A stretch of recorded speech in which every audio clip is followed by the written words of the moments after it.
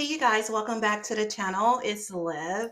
Today, I have a video clip that I want you guys' perspective from. Okay, so let me get that clip for you. And I believe he brought up some points that is very interesting to say the least. Let me get this out the way. So I want to make sure that stay on. Okay. His title says, ever notice who isn't at these anti-ICE protests? I believe that is a good question. Let's watch what he says. Let's listen to it. I've seen a lot of black people out there protesting against, You know why you're not seeing a lot of black people out there protesting against ICE? You know why you're seeing predominantly white people only at these events? It's because back in 2020, the Democrats utilized the black demographic to go out and riot and act a fool. And they said, oh, if you just elect us, we'll give you reparations and we'll force the police to wear body cameras and all these wonderful, amazing things, right? So black people showed up like we are known to do, and we voted up and down for one side of the aisle. And what do we get for it? Nothing as usual, because many of us never learned. But now, here in 2026, we're seeing individuals who were slavishly devoted to the Democrat Party. Now they're seeing the Democrats over their entire 4 years in office under Joe Biden. They went out of their way to ingratiate themselves to illegal immigrants, and they sometimes prioritize illegal immigrants, even in black communities, ahead of black American citizens. And black people are sitting there saying, wait, you said you were going to give us reparations, you're going to give us X, Y, and Z, and we got nothing for it. So the silver lining is a lot of people are waking up and realizing the Democrats are only courting their next prospective voting bloc. They want to exploit illegal immigrants for an entire generation, much like they've exploited the black community for the previous several generations. And they're daring you to call them out on that and see it for what it is. So if you're wondering why you only see predominantly white liberals out here acting a fool, rioting and protesting against ICE, it's because ICE is threatening their ability to cater to that next demographic that they desperately want to lock in for an entire generation. And that's just the God's honest truth. Do you guys agree with him or disagree? Let me know. But I will say this, many of us Americans in general have noticed that it is not the Black Americans and definitely not foundational Black Americans that are out here on the front line protesting. We are noticing that those that are out there protesting are more liberals. And I will say that they're fighting pretty hard for the immigrants, and the ones that they are fighting for have been reportedly undocumented, unauthorized immigrants. Why is that? Okay, so I did run across a newspaper article from The Guardian that I thought was very interesting. So I'm going to read that article, and I want to know what you guys think about it, because it relates to what this man was just talking about in this video. Let me make sure that I got my widget up.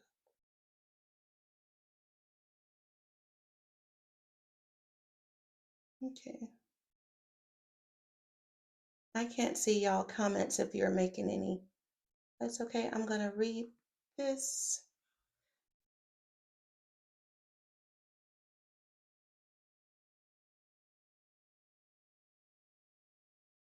Okay. So it says thousands of anti-ICE protesters take to U.S. streets in the day of action. People demonstrate in cities across the country to demand the end to Trump's violent immigration crackdown. Thousands of protesters hit the street in the cities across the United States on Friday to protest, to demand the withdrawal of federal immigration agents from Minnesota following the killing of Renee Good and Alex Pretty. I do want to give my condolences to them. Every life matters, and of course, I truly wish that that didn't happen.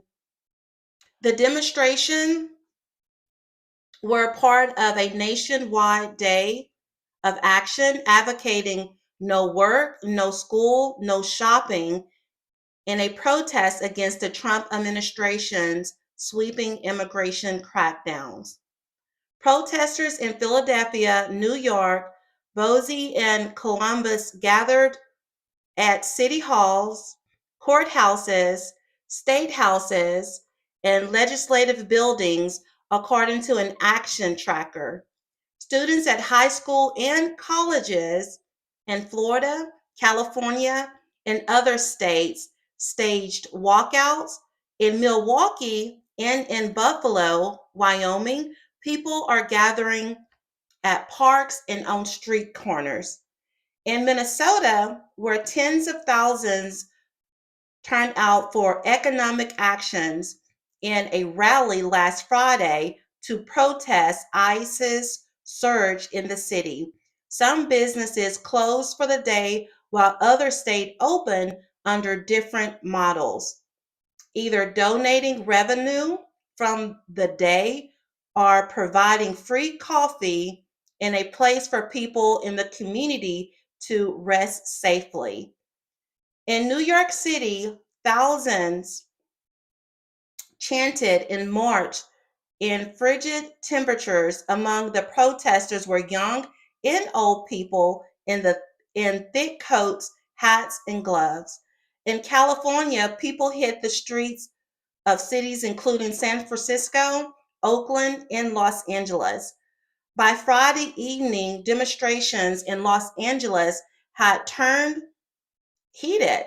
Some protesters gathered in front of a downtown federal building, throwing bottles and other debris, spraying, spray painting ice. Okay, so there was spray painting anti-ice slogans on the walls of the building. Do you guys think that is legal to spray paint on the buildings and to throw water bottles? These acts are illegal. That's why I said illegal protesters. It's not illegal to protest, but when you start to damage property, throwing bottles and other debris at our law enforcement, that's when it crosses the line. And it's no longer a nonviolent protest. I hate the sun is coming back out. I really thought I could use this natural light. Now I have all these lines in my face, which I don't like at all. I would have just set up my other lights. So we'll just work through it. There was something else I wanted to point out on here. Okay, so law enforcement. Are you guys still with me? Hmm. Okay, so law enforcement officers sprayed chemical irritants into a crowd of about 200 protesters outside the Metropolitan Detention Center, according to the Los Angeles Times. The Bureau of Prisons facility, which ICE uses to detain immigrants, have become a site of repeated demonstrations.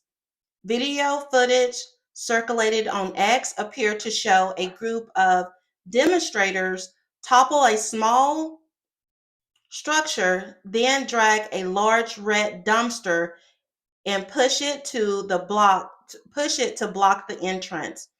Protesters lobbed water bottles at law enforcement officers, held clear with law enforcement officers who held clear shields that read police. So it's just confirming that they knew that it was police officers. Hello, how are you doing? Just another woman.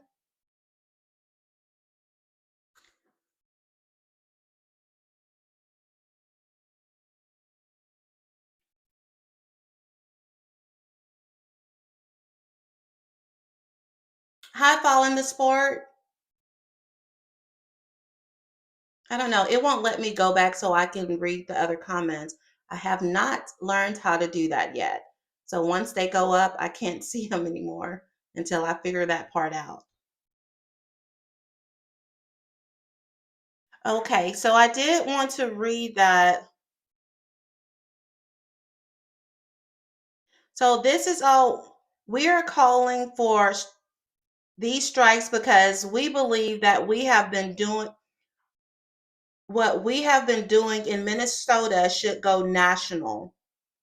Now this come from I'm not going to even try to pronounce this last name because I don't want to disrespect her name by not pronouncing it right, but it's also the president of Ethiopian Student Union at the University of Minnesota and one of the student organizing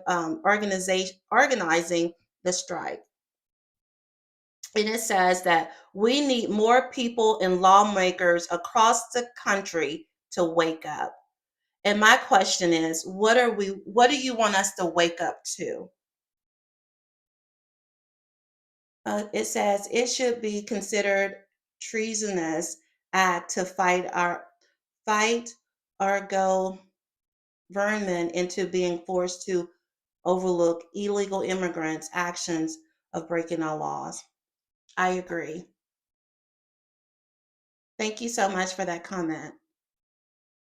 Exactly. Okay, so let me get this out the way.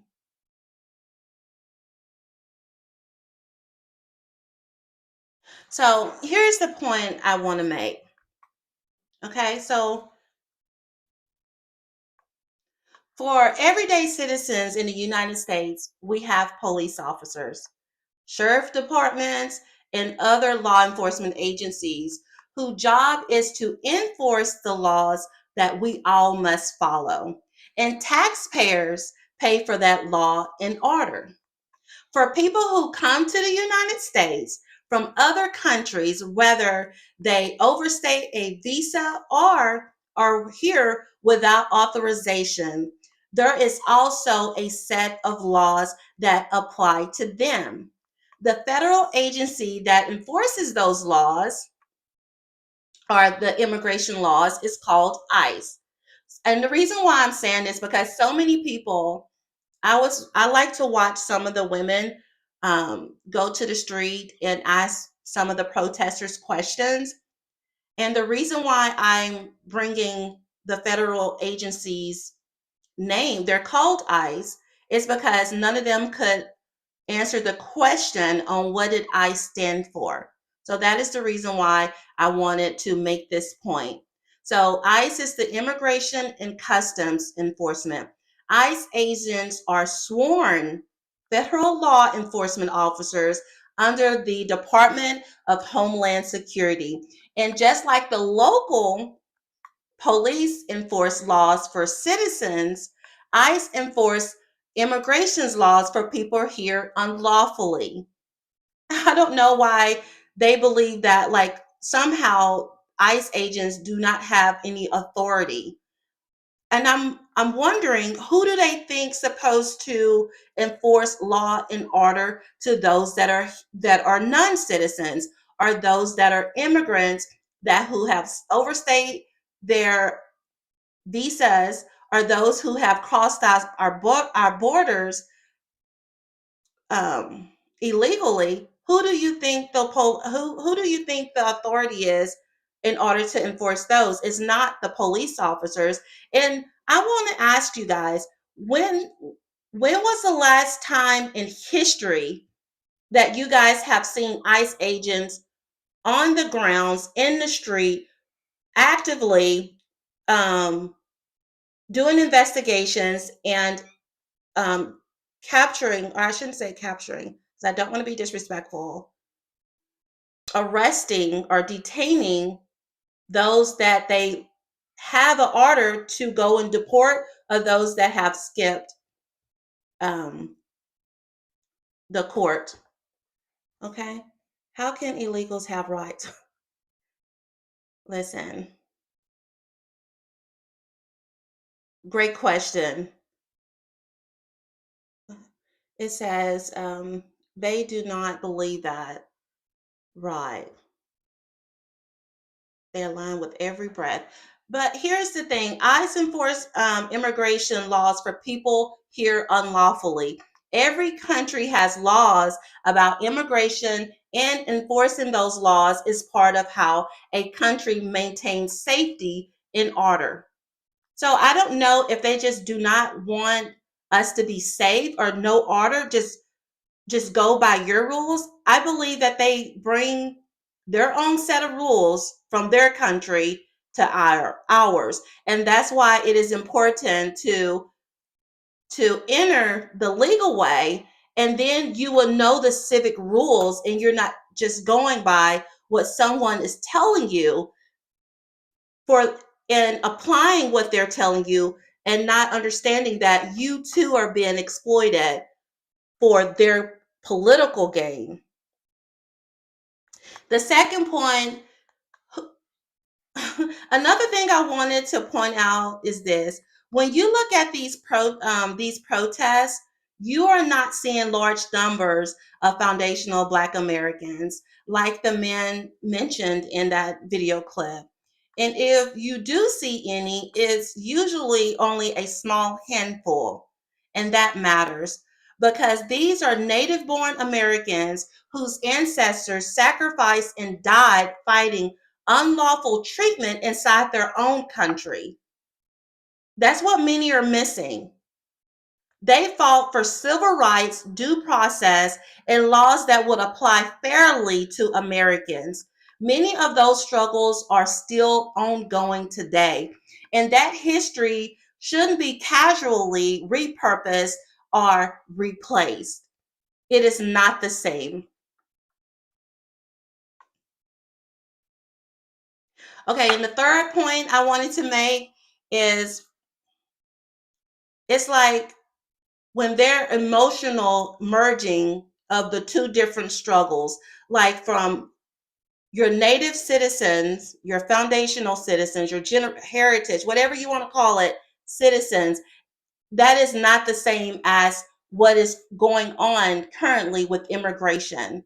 Because, first of all, when it comes to foundational Black Americans, we're not immigrants in the first place. So let's just say that. I believe many well meaning Americans are emotionally reacting to images that resemble racism or past injustices America has struggled with. And they're connecting that pain to what they're seeing now with immigration enforcement. But these are not the same situations. Immigration enforcement is about enforcing federal law for non citizens, not denying civil rights to citizens. That is a difference. They're enforcing federal law for non citizens, not denying civil rights to citizens.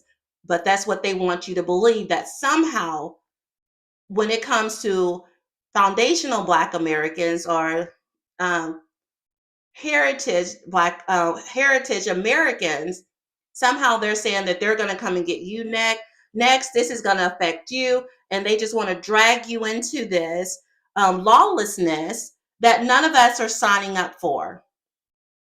When those two things are merged together emotionally, it creates confusion, and that confusion fuels anger instead of understanding. So I believe it's important that we understand that these are two different struggles.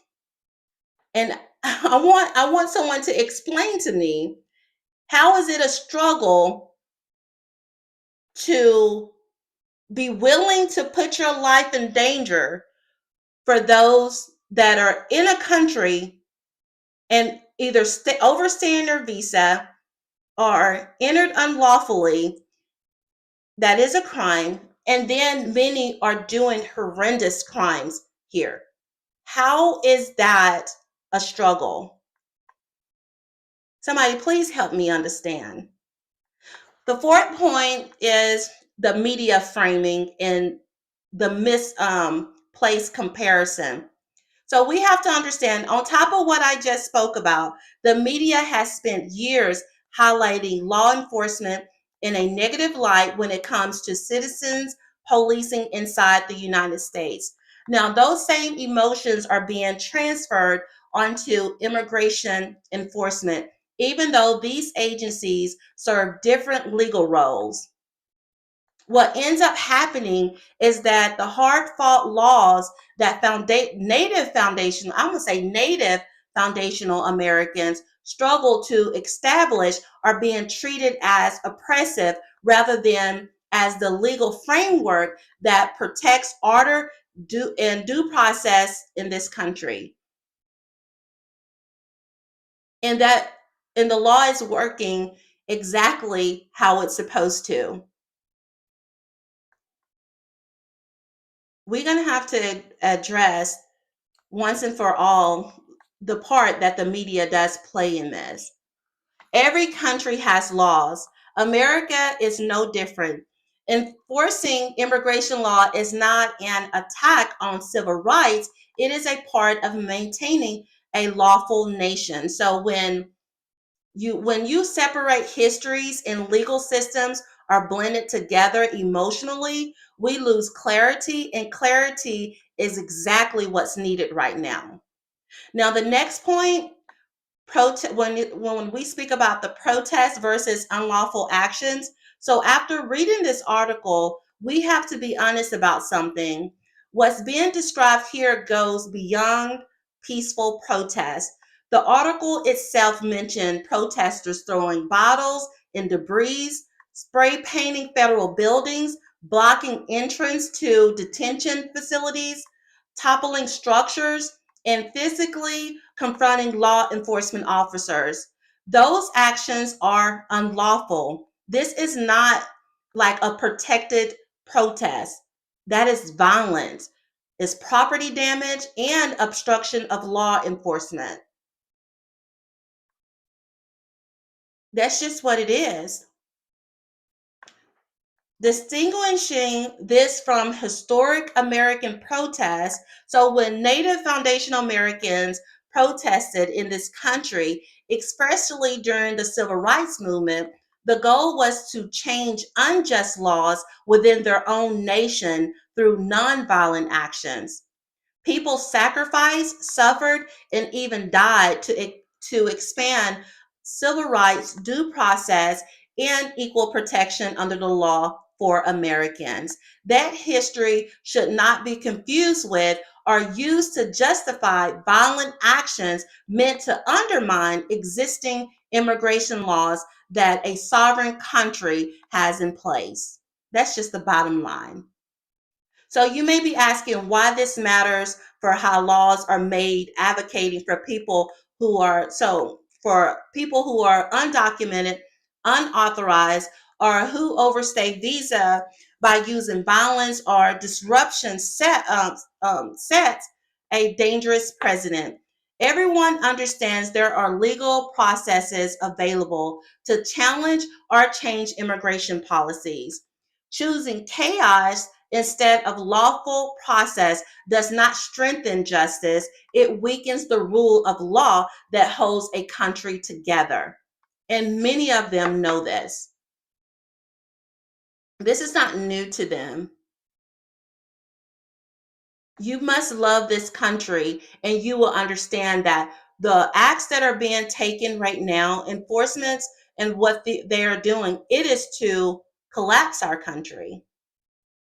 And I also want to be clear about something else that often gets left out of this conversation.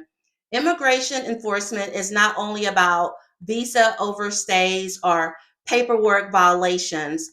Many of the individuals ICE is ordered to apprehend have existing court orders, prior criminal convictions, or wanted in connection with violent crimes. I have personally heard ICE officers explain that they were attempting to arrest individuals such as child predators or people with serious criminal records, and their lawful investigations were being actively impeded. Why are we doing that? Like, they've literally are telling you what they're out there doing. When protesters block officers, interfere with arrests, or attack law enforcement, they are not just protesting policy, they are obstructing criminal enforcement.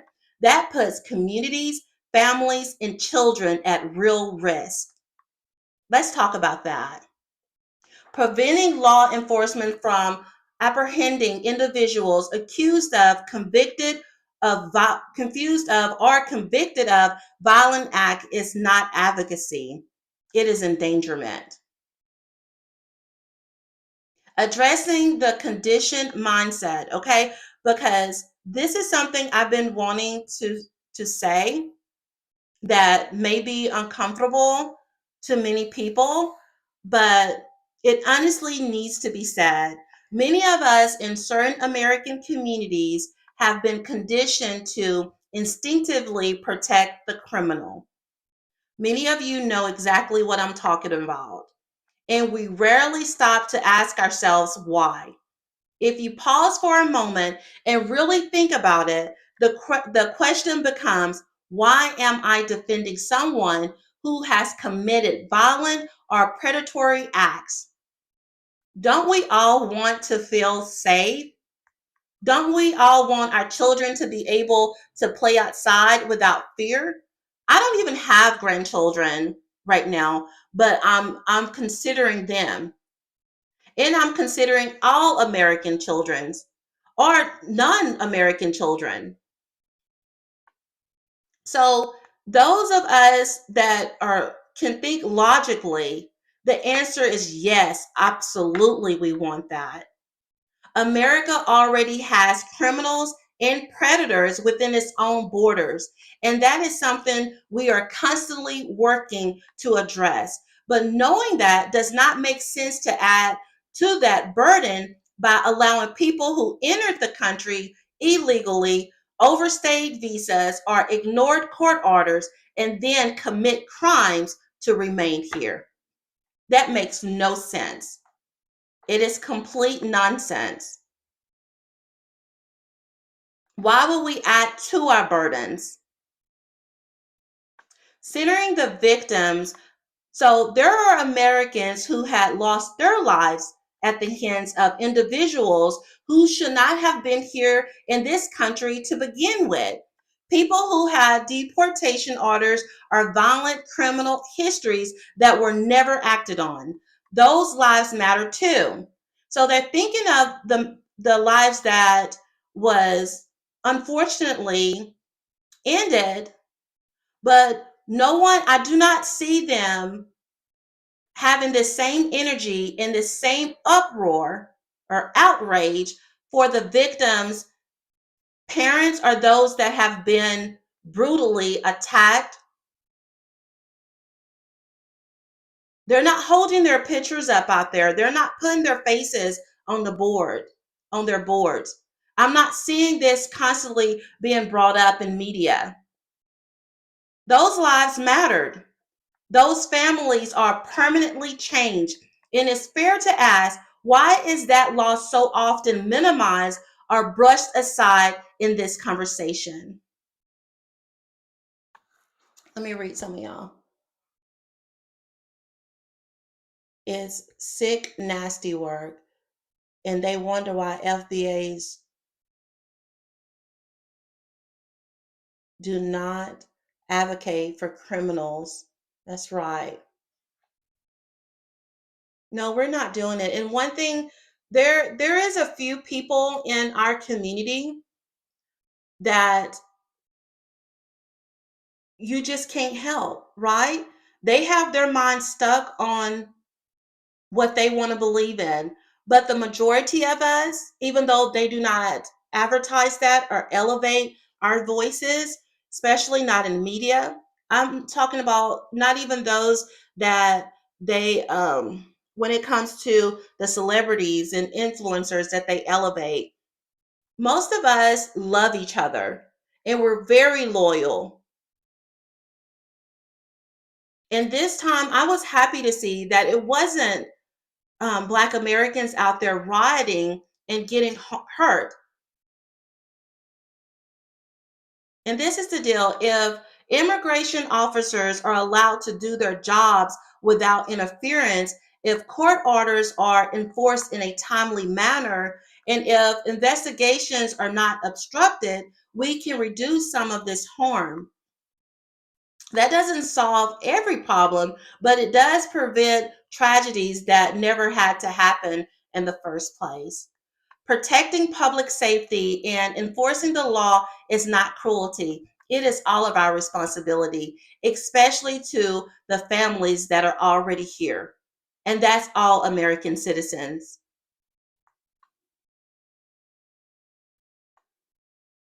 I know that's right. Queen Trey Goddess. We do love each other. That's why I protect us. And I mean, I come from the hood. I never forget that because I learned so much from from being in the projects. And I don't feel ashamed about it or anything. I wear that with pride because that's a great deal of my life where a lot of my learning and knowledge came from. Now, I do stay in the suburbs and I'm surrounded by many immigrants. I never thought about that as much now. I think a lot of us just wasn't thinking. But I will say this, we do love each other, and that has been from the beginning. And God has a lot in store for his people. And I haven't got to speak on that, but I will. I'm going to let you guys know what God has placed on my heart.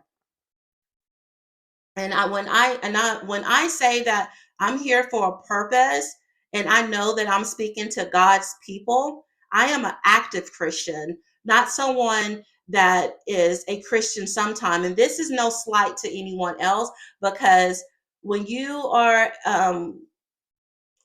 I would say evolving in your Christian belief, you go through different stages of life and everyone's spiritual maturity is different, right? But I'm gonna get back to this because this is something that I want to speak about in another video to give it the attention that it needs. It's Queen Trey Goddess. I love your broadcast, Liv. You are a very special to me, and I share your videos to my family. Oh, that's so beautiful. And I love that you're here and I care about you deeply. Thank you so much for your support. And you have no idea on what that means to me. And me praying for you guys all the time. Like that's why I want to do more of the lives so that you can get to know my personality. I want you to know who you're speaking with. And for me, it's not for I don't work for the algorithm or for how many views I get. I want to make real connection with people. Just another woman. Yes, I do love my brothers and sisters. We have been through a lot. Yeah, we do. It's so I believe we're healing, and I know this is going to push us all closer together. And I raised my kids like this to always, we don't fight each other. I fought before. If anybody has been raised in the hood, and I don't want to put that like it's a myth, but for me, you gonna learn how to fight back. But I remember, um, especially when I was a young girl, I hated to fight. I cried. My mom, have your mother ever told you either you're gonna hit them back or I'm gonna hit you, or you got a whooping when you come home too? I remember when I first, my all my little friends used to fight on me, fight me because a lot of what I always had my own brain and wanted to have my own say so in something, and I was really good with it. But if they got frustrated, then it's time they gonna let you know it. So, and it's my best friends. In my mind, you never supposed to hit your friends. Like, why are we fighting each other? I could never figure that out, even as a little girl, as a young girl. But my mom had me fight her back, and I cried, and her mother was there too, and we both went at it. And really, once you get through your first fight, the next one that come up and somebody try to fight you, you just be like, okay, the more you do it, you would think that you don't cry anymore, but no, it's like the crying helped the anger build up so that I can go on and protect myself. But I made a conscious decision back when I was like in was I in high school? It was the last fight that I had in high school. And I never started it. You know how we do. We don't start it, but we'll finish it. So I had told myself I never felt good about it. Um, and I had made a promise to myself I will never fight my people. I will fight for them if I saw them in something, but I won't fight my people. And it's because of I haven't told you guys a lot about just everyone has childhood trauma, and me personally, I healed from mine, so I don't mind sharing that. Um, because especially if it helps someone else, and just from my childhood trauma and what I went through and how I was able to find God, I didn't want to hit my people anymore because I started to learn more about who we were. That's when I got closer with God. And most of the time, you get closer to God when you've been oppressed, when you've been abused. That's when God really show up in your life. Many of you, if you many of you understand exactly what I'm saying. But I made a promise to myself that I will never fight my people again, ever. If I could walk away from it, I will. Because in the hood, if you walk away from a fight, you get labeled names. And I can't say those names because they police me on here. So I have to be careful with that. And I want to follow their rules, so I don't mind it. Um, but you get called names if you don't stand up for yourself, and everyone knows that if you don't stand up for yourself, then you're going to be having to fight everybody, so we don't one thing we don't do is take disrespect. But I made a conscious decision that if I have to walk away and they can call me whatever name, now if they touch me, then I'm gonna have to act on that. But if I can get away from it, and if I can talk to them and say I'm not here for this or whatever, that's what I'm gonna do. And I've been doing that ever since. And I remember when I first moved down here, I ran across this girl, and you can tell we know us, and we know us, and we know the one that stay across the track too, that don't take that, about that action, and don't mind it.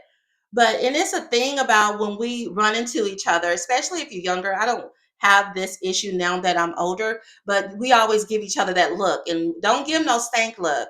And this girl had gave me like a stank look, and she was with some more girls, and these were some young ladies. They looked like they may have been maybe 19, 20, or whatever, but it was a couple of them. And I was coming around the corner, and she gave me like a stank look, and I gave her a look back. And then I started smiling and laughing, and she started smiling and laughing too. And that's one thing about us. We just don't like disrespect. Don't be looking us up and down. If you smile at them, then we will mostly smile back. We're just trying to check your temperature. So, and it had been a while since I've like been, because in my area, that's one thing, and I want to get back to that. It's predominantly, I wouldn't say that, but I just don't see a lot of us a lot, not on where I live at, but that was one of the encounters. And I'm like, just smile. When I smile, she smiled back, and we understood and respected each other. Because I'm always have that hood back here ready, but I will never bring it up if I don't have to. I'm going to love on my people and respect them. And especially if I see any of our elders, listen. And I'm getting so off the topic right now, but thank you. I just want you guys to know I love you too. And I know we love us. And that's always been that for me. Okay, so one thing about to get back to what I was saying is I want us to understand who's paying the price for that, for these protests and the protesters, and you know um, the ICE agents and them being delayed.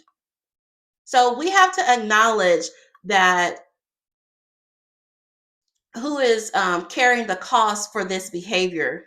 It is American citizens, native born citizens, naturalized citizens, working families, children, and communities who are taxpayers, who fund public safety, who have sacrificed through wars and services to keep this country secure.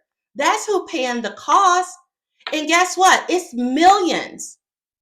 We are seeing fraud from the top to the from the north to the south and east and west of this country.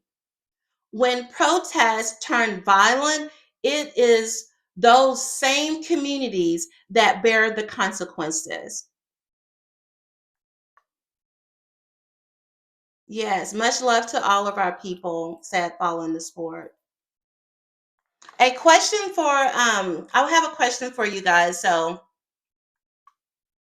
we all believe in the First Amendment, right? In the right to protest.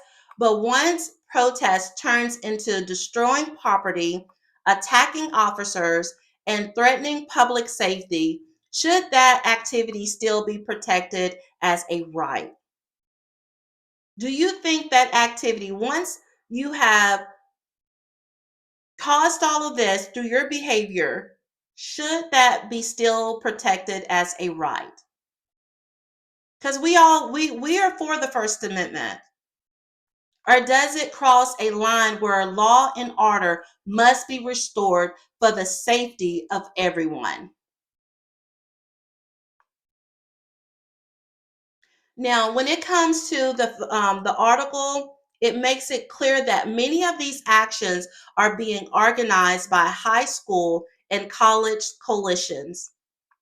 Mind you, many of them are going to college on the taxpayer dollar, and they're filing FAFSA. And that's the thing, that you're not getting rewarded, especially if you are a married couple. They're not helping your kids. My children had to work several jobs to pay their way through college. And these are high school and college coalitions. That's that next generation that the guy was talking about. That's what I took from that when he said that they're looking for the next generation and using our children, because they're in these high schools. They're feeling that pressure in these high schools and in the colleges. These children are being coached. That raises a real concern when a generation is taught to view law enforcement and lawful authority as illegitimate, and chaos as a tool for change. We put the future stability of the country at risk. A nation cannot sustain itself without respect for law and order. And I want to show you guys something. In this article right here, let me find it on my laptop timed out. Hold on, let me find it on my laptop. I thought this was interesting, and I underlined a few points. Elliot Payne, the Minneapolis City Council president. You guys understand? This is the city council president, posted a video after stopping by a local high school walkout, writing, "Our kids are leading the way, and it's our job to stand with them and make a better world possible for them." What are we really making the world possible for? I really want to understand that. And it says that students in Knoxville, Tennessee, walked out of their class this morning to join an ICE out protest organized by Indivisible Knoxville. In a video originally posted by the Democratic Representative Gloria Johnson, students and adults chant and hold signs with messages saying, "Defund ICE." This is what we're teaching our children, because it's the influence and the pressure.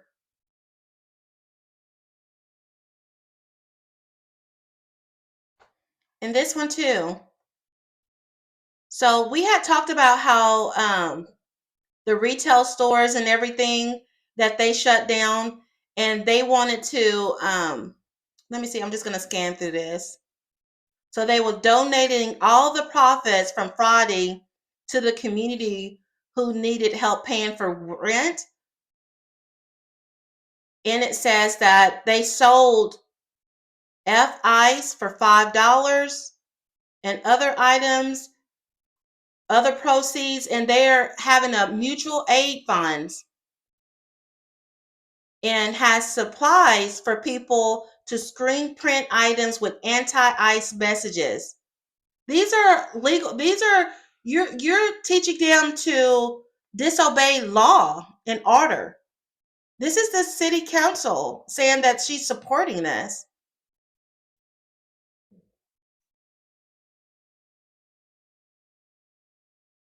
I thought that was very interesting. These people are clearly don't plan on following the law and accepting law enforcement. How could they possibly love our country? These people have showed us who they are. That's why I always go back to our history. And I'm really wanting the opportunity to go back. This started from after 1877 when they made that deal, that backroom deal. This is when a lot of this set off because of the Reconstruction era, and those amendment sections was holding them accountable. We have not fully acknowledged and saw what was going on. There were After that there was so much psychological abuse that they used in a foreign country. Those tactics that they used for military, I'm not going to get on that right now, but I do think we should cover that. It says when you are defacing, destroying property and interfering with federal agents, they should be arrested. That's what I'm saying. This was just another woman. Yeah. I'm like, at what point is that should be revoked? That protest should be revoked because they're saying it's non-violence, but it's not. I have an event to go to, so um, my final thought, I just want to say that America cannot stand on chaos and disorder. Change must come through lawful means.